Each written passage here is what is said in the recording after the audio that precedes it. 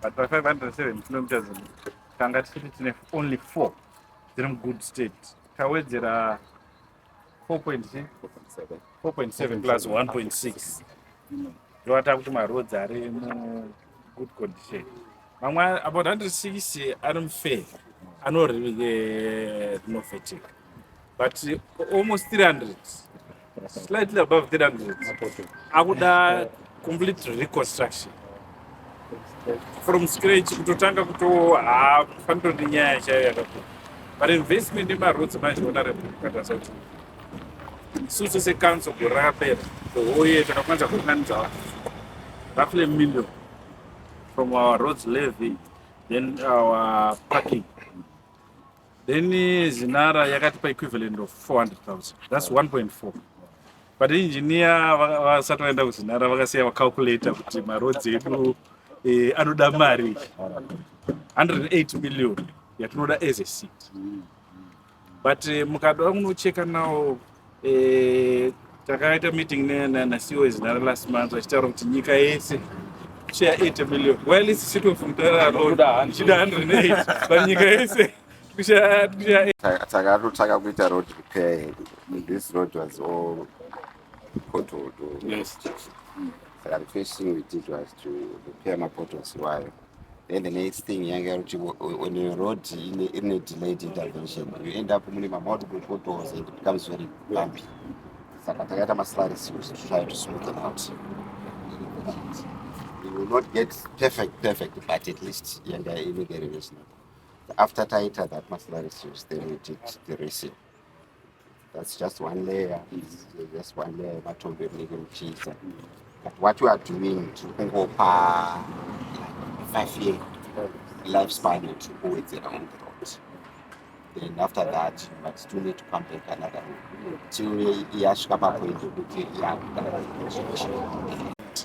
Ndoda kutenda president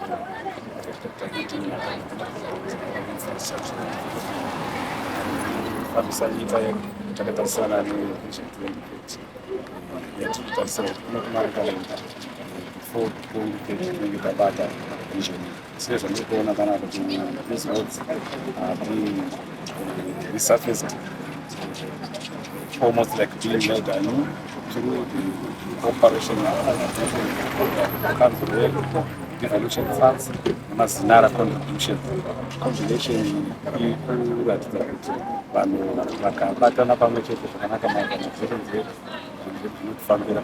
We have seen this Sakubva road was live ground. Sakubva is all resurfaced, no pothole, nothing.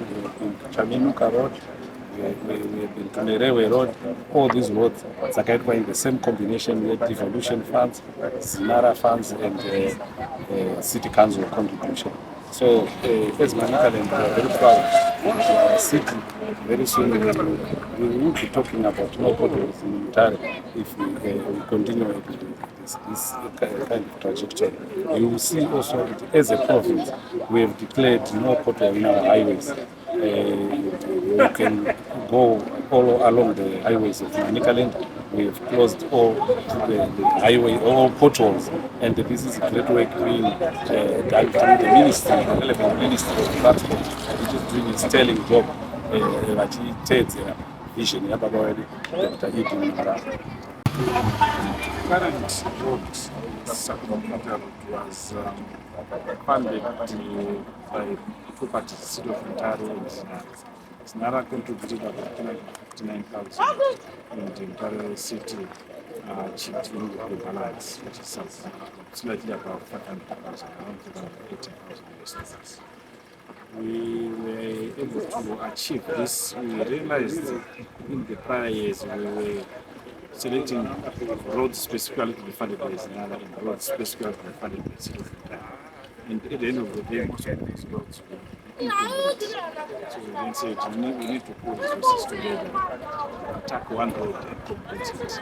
Once we manage to achieve this, we are going to implement the same model with other roads. And I also want to appreciate our residents, other city of MUTARE, who have been engaging our requires and they've been paying their rates using a blended approach, partly in foreign currency and partly in local currency.